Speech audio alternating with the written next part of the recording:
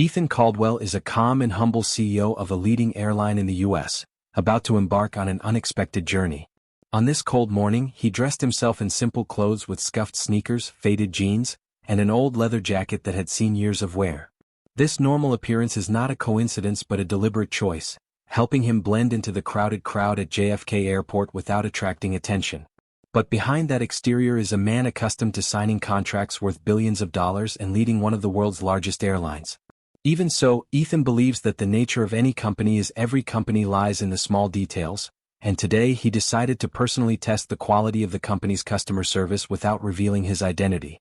Meanwhile, Jessica Taylor, a seasoned flight attendant known for her efficiency and an unwavering sense of order, was gearing up for a demanding transatlantic flight to Zurich. Beneath her polished exterior, Jessica carried the heavy weight of frustration. Years of dealing with entitled passengers and personal struggles had hardened her once cheerful demeanor. Her colleague, Grace Allen, was her opposite, a compassionate soul who made it her mission to defuse tensions and offer kindness to everyone she encountered, even on the busiest days. In the cockpit, Nathan Carter, a newly promoted pilot on his first international route, quietly wrestled with self-doubt. Despite his rigorous training and a sterling record, he couldn't shake the feeling that he needed to prove himself worthy of the captain's seat. Elsewhere in the terminal, Layla Brooks, a determined young woman, clutched her boarding pass tightly as she embarked on a personal journey far more profound than the miles ahead. Each of them, Ethan, Jessica, Grace, Nathan, and Layla, carried unseen burdens and unspoken ambitions, their paths set to collide in unexpected ways before the plane's wheels touched down in Zurich. For Ethan, it wasn't just about observing how passengers were treated. It was about uncovering the hidden truths, the biases, frustrations, and small acts of humanity that shaped his airline's culture from the ground up. Ethan Caldwell moved slowly through the bustling crowd at JFK Airport, a modest carry-on slung over his shoulder. The first-class ticket in his hand was crumpled, hastily printed from a self-service kiosk. He didn't look like the typical business traveler who occupied first class with tailored suits or polished leather shoes. Instead, he appeared in scuffed sneakers, faded jeans, and a worn leather jacket, a deliberate choice to blend in as just another passenger. But in truth, Ethan was the CEO of the airline, determined to witness firsthand how his employees treated customers, without the privileges that came with his title. Jessica Taylor, the lead flight attendant for the trip, had just ended a tense phone call with her brother, who was once again pleading for money. Being the first in her family to achieve a stable career, Jessica felt pride but also resentment at constantly being viewed as the family's ATM. A last-minute schedule change had assigned her to this long-haul flight to Zurich, and as she glanced up at the departure gate monitors, she couldn't help but feel a simmering frustration. Memories of past passengers mocking her accent resurfaced. Though she spoke flawless English, her parents' immigrant background left a subtle lilt in her voice that small-minded people never failed to point out. When Ethan approached the boarding gate, Jessica's eyebrows shot up in disbelief. He didn't fit the image of a first-class passenger she was accustomed to. With calm confidence, she stepped forward, straightened her posture as though passing judgment, and said, "First-class passengers only, sir." Ethan held up his crumpled ticket. "I believe I'm in the right line," he said calmly. Jessica eyed the ticket with suspicion, her tone sharp. "The line for economy is over there," she said, pointing to a snaking queue of passengers. Ethan didn't waver, meeting her gaze with an even expression. "I'm certain this is the correct place. This is a valid ticket." Jessica paused for a moment, just long enough for the surrounding passengers to overhear. "Did you purchase it yourself or was it some last-minute upgrade with points?" she asked, her voice loud enough to draw attention. Ethan sensed the chatter from the surrounding eyes, but he kept his voice calm. "I'm here on business and I always pay for a first-class ticket." His peace made Jessica uncomfortable. She snatched the ticket from his hand and scanned it violently. The green light appears, confirming the ticket's validity. A feeling of shame and embarrassment flashed through when she reluctantly said, "Have a nice flight," then stepped back and sang aside to let him pass. Ethan stepped onto the plane, noting the tension in Jessica's stance. As he settled into his seat, he observed the subtle ways Jessica interacted with the other passengers. The well-dressed businessman in a tailored suit received a warm smile and an offer of champagne. Meanwhile, a young woman in a hoodie and yoga pants across the aisle earned only a curt nod. This, Ethan thought, was precisely why he had chosen to go undercover. Reports on the importance of inclusivity could only say so much. Seeing the biases play out in real life was an entirely different experience. Catching a glimpse of Ethan Caldwell's reflection on the shiny surface illuminated by the mirror made Ms. Jessica Taylor feel uneasy and caused her emotions to skyrocket rapidly. He was chatting with the young girl in the first-class cabin naturally, as if they were longtime friends. In Jessica's mind, he was just a random guy who got lucky and got upgraded tickets. She just hoped she wouldn't have to face any trouble from him. The phone in her pocket buzzed. Another text from her brother. Jessica sighed wearily and ignored it, choosing instead to focus on her job. In the cockpit, Nathan Carter's voice crackled through the intercom, reassuring passengers they would encounter mild turbulence and advising them to fasten their seatbelts. Jessica and Grace Allen quickly paused their service to secure the carts. In the cabin, Carmen Brooks gripped the armrest of her seat nervously. Ethan caught her anxious glance and nodded reassuringly. She managed a weak smile in return. As the plane stabilized, Jessica resumed her duties, scanning the aisle to ensure seatbelts were fastened and tray tables were upright. She noticed an older man in the last row of first class struggling with a jammed tray table. To Jessica, the last row might as well have been economy territory, regardless of what his ticket said. She marched over and yanked the tray free, barely acknowledging the man's profuse thanks before striding away. Ethan, feeling the need to stretch his legs, decided to head toward the galley. He caught a glimpse of Jessica leaning against the counter, pressing her fingers to her temples. Her tension was evident in her face. For a moment, Ethan considered revealing his identity to ease her burden, but he decided it was too soon. As he passed by, she responded with only a curt nod. Returning to his seat, Ethan noticed the blanket provided to him was far too thin for first-class standards. He remembered reading passenger feedback about attendants reserving the better blankets for those they deemed important. Across the aisle, Carmen snuggled under a much thicker, softer blanket, momentarily looking guilty when she realized the disparity. In the cockpit, Nathan received a message from an old friend. "You've got this, Captain?"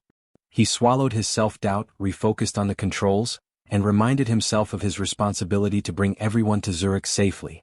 In the cabin, Grace Allen's warm demeanor continued to put passengers at ease.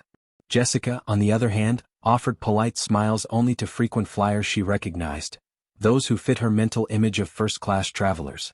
As she passed Ethan, she caught a brief glimpse of financial graphs on his phone before he quickly locked the screen. "Are you some kind of accountant?" she asked, trying to sound neutral. Ethan smiled lightly. "Something like that," he replied, offering a vague but truthful answer. Jessica gave a dry, humorless laugh. "Seems like everyone's in finance these days." Her tone carried a subtle edge, but Ethan chose not to react. He wondered if her cynicism stemmed from her own insecurities or if it was simply her default shield. As the flight wore on, Ethan continued observing. Jessica's visible frustrations, Grace's kindness, and the quiet tension in the cockpit all painted a complex picture of the airline's culture. One Ethan was determined to understand before revealing his identity. As Ethan Caldwell continued his quiet journey through the plane, the contrast between the cabins became strikingly clear. The plush comfort of first class gave way to the cramped and weary atmosphere of economy. Here he saw the struggling mother Dorothy had scorned earlier, attempting to calm her crying toddler. Without hesitation, Ethan knelt by her seat, introducing himself simply as a fellow passenger from first class. Reaching into his bag, he retrieved a small, colorful plush toy, an unusual item for a businessman but something he always carried for moments like these. The child's cries softened almost instantly, captivated by the toy. The mother exhaled a breath of relief, her whispered thank you repeated several times. From the aisle, Grace Allen caught sight of the interaction and gave Ethan a grateful nod. She too had tried to assist earlier but was pulled away by other duties. Ethan noticed the seat in front of the mother was broken and made a mental note to address it with the maintenance team later. Even small details like this, he knew, could leave lasting impressions on passengers. Returning to first class, Ethan encountered Dorothy at the curtain separating the cabins. She intercepted him with a tight, practiced smile. "We discourage unnecessary movement between cabins, sir," she said, her tone sharp yet strained. Ethan raised an eyebrow. "I wasn't aware it was an issue to visit other parts of the plane," he replied calmly. Dorothy hesitated, then added, "For security reasons, it's best to remain in your assigned area." Her voice softened slightly, but her gaze lingered on him with growing suspicion. What kind of passenger wandered between cabins, assisting strangers, and seemingly paid little regard to social norms? Meanwhile, in the cockpit, Nathan Carter was in quiet conversation with his co-pilot, reviewing their final approach schedule. As he discussed flight levels and potential turbulence, A persistent voice of self-doubt whispered in his mind. Nathan shook it off, steadying himself. He trusted his training, the plane, and his team. He reminded himself that the airline wouldn't have promoted him if they didn't believe in his abilities. Determined, he focused on making a flawless landing. In the galley, Dorothy's phone buzzed again. This time, she slid it out and read a desperate message from her brother, pleading for money to cover overdue rent. Frustration welled up, and tears stung her eyes as she quickly typed back, "I can't help you right now," before switching off her phone to save battery. She couldn't shake the gnawing feeling of failing her family, a burden that weighed heavily on her already frayed patience. As dawn crept into the cabin through the edges of the windows, signaling the midpoint of the flight, Grace began the breakfast service. Her gentle demeanor as she moved through the aisle was a stark contrast to Dorothy's aloofness. When Grace reached Carmen, she asked softly, "Coffee?" Carmen nodded groggily, offering a tired smile. Grace then turned to Ethan with the same kind tone, and he accepted the offer with gratitude. Dorothy followed with bread rolls, offering the silver-haired businessman an extra with a wide smile. When she reached Ethan, her expression turned neutral. He thanked her, but she barely acknowledged him. Carmen noticed the coldness in Dorothy's demeanor and frowned. She wondered why Dorothy seemed so determined to maintain this frosty attitude. Carmen, having experienced subtle prejudice herself, suspected Dorothy's judgment stemmed from superficial impressions. As the lights brightened to mimic daylight, Nathan announced their estimated arrival time in Zurich and the expected weather, cold but clear. Passengers stirred, preparing for landing. Dorothy moved methodically through the cabin, ensuring seatbelts were fastened and tray tables upright. When she reached Ethan's row, their eyes met briefly. She gave a curt nod before moving on. The plane descended smoothly under Nathan's steady hand, touching down with a gentle squeak of the tires. Scattered applause broke out among the passengers, a tradition still cherished by some. Nathan felt a wave of relief as he taxied the plane to the gate, the weight of his first transatlantic flight as captain finally lifting. As passengers disembarked, Ethan quietly observed Dorothy's interactions. She smiled warmly at the well-dressed passengers but offered little attention to those who appeared less polished. When Ethan approached the door, Dorothy hesitated for a fraction of a second before saying, "Have a nice day," her eyes already shifting to the next person. Ethan replied warmly, "You too," his words carrying a subtle but meaningful undertone. As he exited into the crisp air of the jet bridge, he slowed his pace, thinking about how best to address Dorothy's behavior. Public confrontation wasn't his style, but he intended to follow up. At baggage claim, Ethan noticed Dorothy standing off to the side with Grace. Dorothy was visibly upset, her voice raised in frustration over the phone. "I'm not made of gold," she said sharply before hanging up, tears shimmering in her eyes. Grace placed a comforting hand on Dorothy's arm, but Dorothy shook her head, brushing it off. Ethan hesitated before stepping forward. Grace noticed him first and offered a polite smile. Dorothy turned, stiffened, and muttered under her breath, "You again."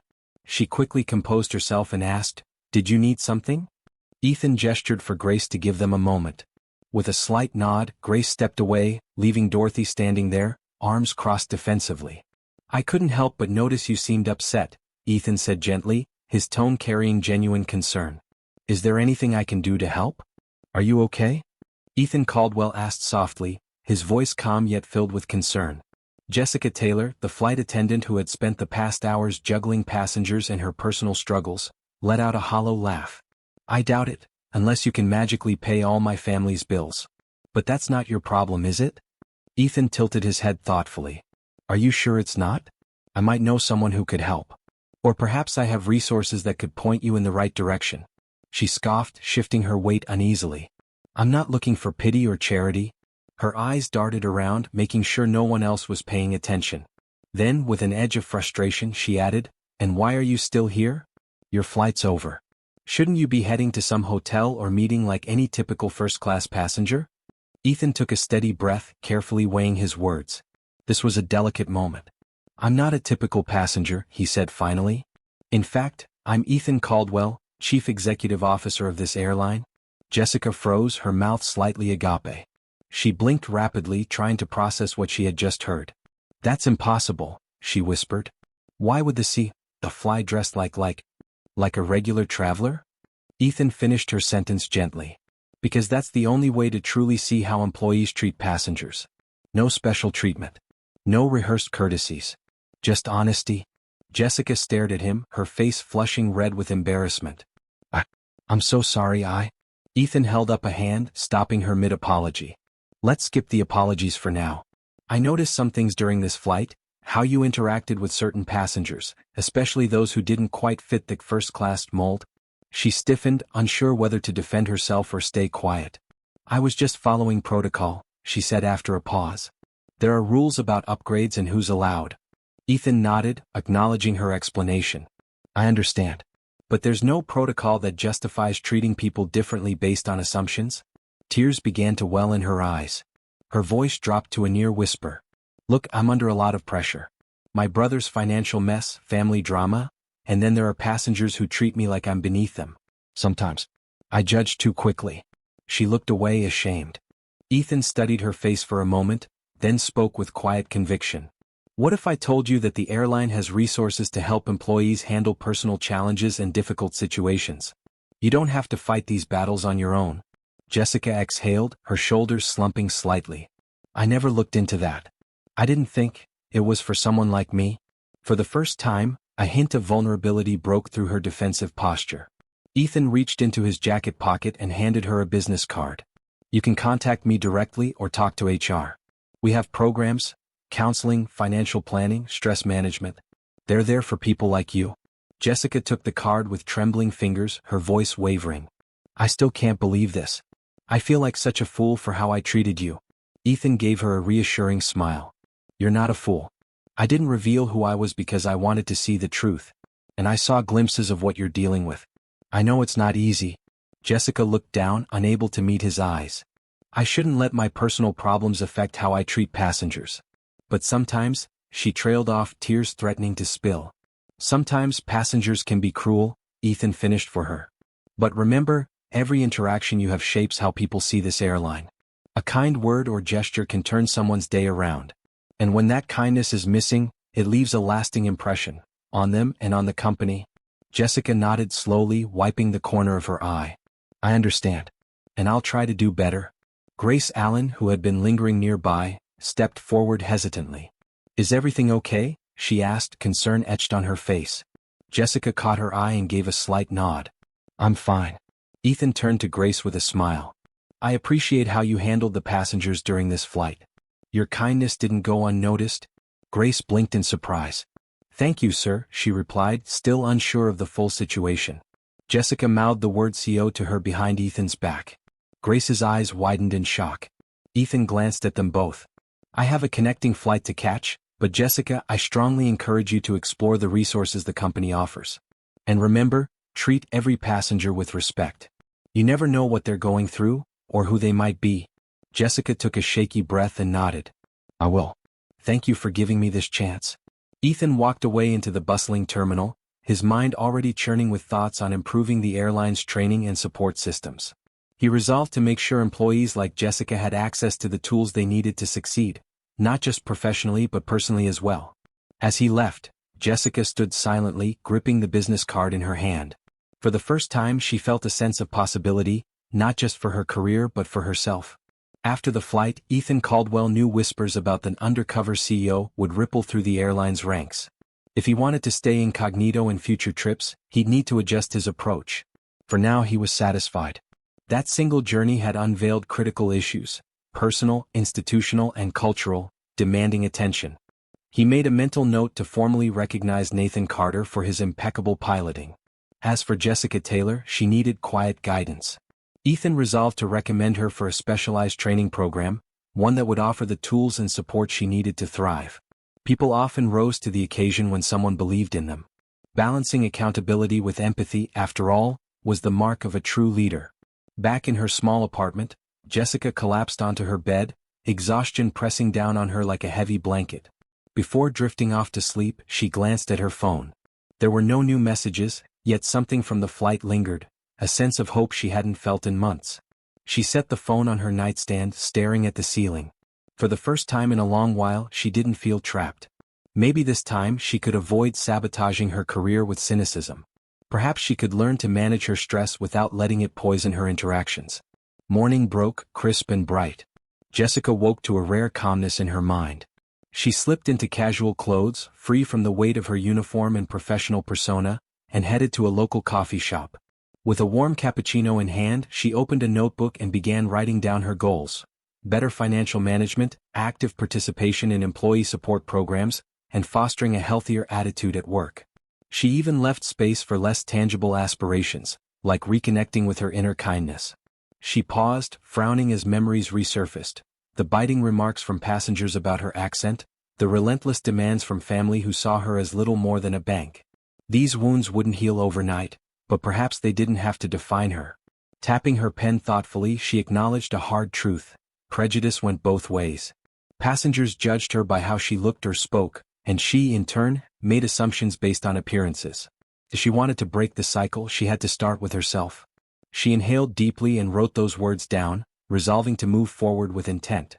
Meanwhile, across town, Ethan was fielding calls from department heads who had heard rumors of his mysterious flight.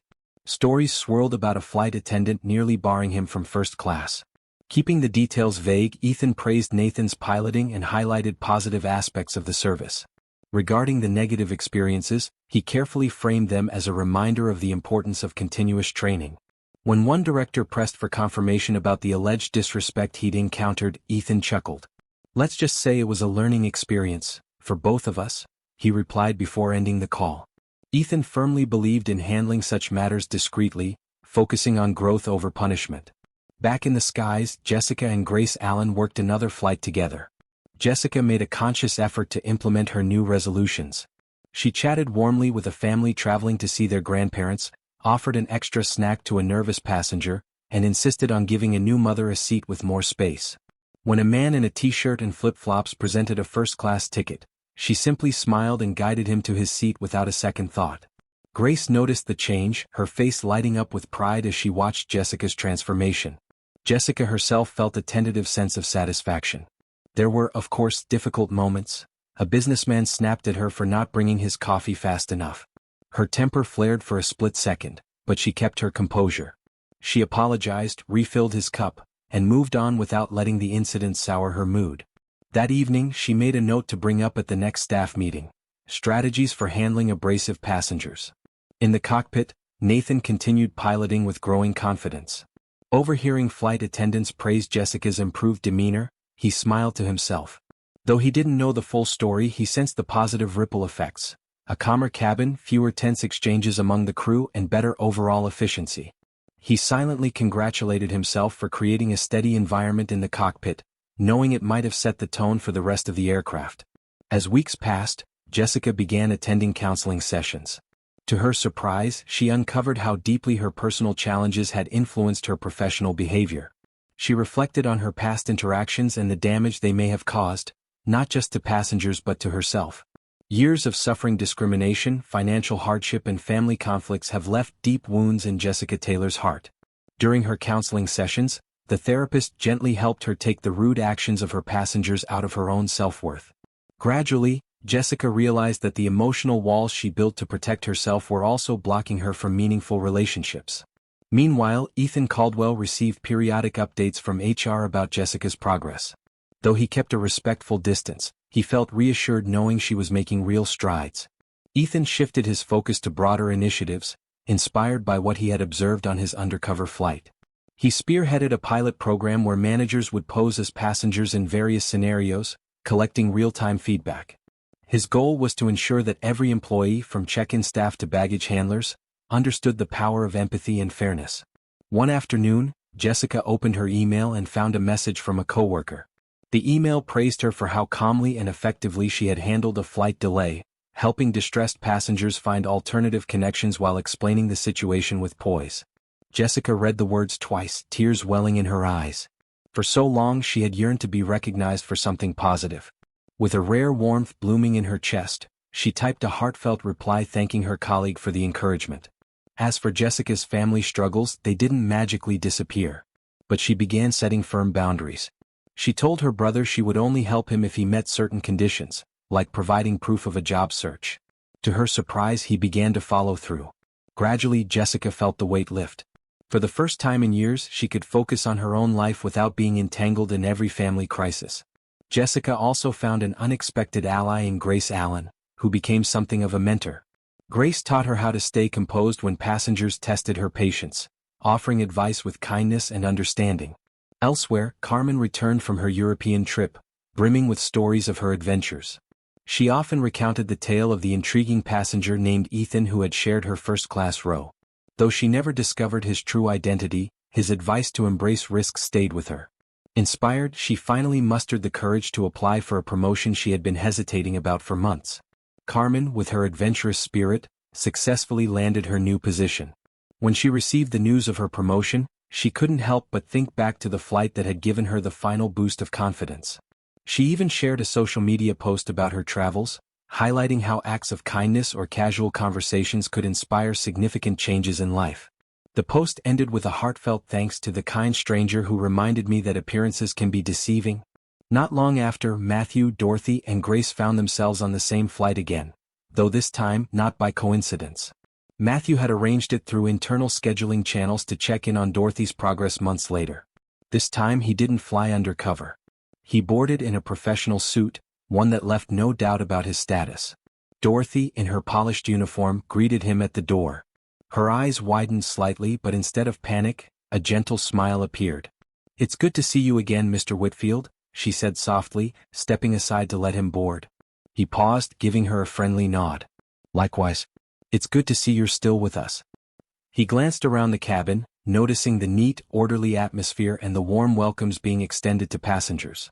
"How are things going?" he asked in a calm tone. "Much better, thank you," she replied sincerely. "I really appreciate the chance to improve." He nodded. "Keep it up." As Matthew made his way to his seat, he caught Grace's eye. She gave him a bright smile as if to say, "Look at us now." Dorothy conducted the safety checks with a calm authority that hadn't been there before. During the first-class beverage service, she offered Matthew his choice of drinks with the same courtesy she extended to every passenger, whether they were wearing suits or casual sweatpants. Later, Grace approached Matthew. "I just wanted to say thank you. Dorothy's turned over a new leaf, and our work environment is so much better now." Matthew glanced toward Dorothy, who was serving another row of passengers. "It certainly looks that way," he said with a nod. Grace lowered her voice to a conspiratorial whisper. "It really means a lot that you didn't just fire her but instead gave her a chance to grow. You saw she had potential?" Matthew smiled. "Everyone deserves a second chance as long as they're willing to put in the effort." Noticing Grace and Matthew talking, Dorothy felt a brief moment of apprehension, but she steadied herself. She finished her tasks and, when the opportunity arose, approached Matthew. "Is there anything else I can get you, sir?" she asked. He shook his head. "I'm all set."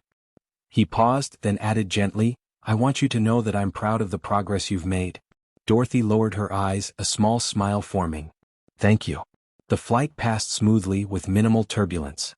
Dorothy even extended small acts of kindness to the economy cabin whenever she had time, such as offering an elderly woman a seat in business class when her assigned seat had mechanical issues. When the plane landed, Dorothy directed passengers with calm efficiency. Before Matthew disembarked, she found a brief moment to speak with him. "I heard from HR about possibly helping with some new training modules," she said. "Something like a peer mentorship program. I'm thinking of volunteering." Matthew felt a genuine surge of admiration. "That's excellent.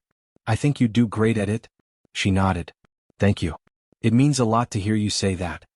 He parted ways with her, stepping into the terminal with quiet satisfaction. His undercover journey had revealed difficult truths but also sparked meaningful improvements.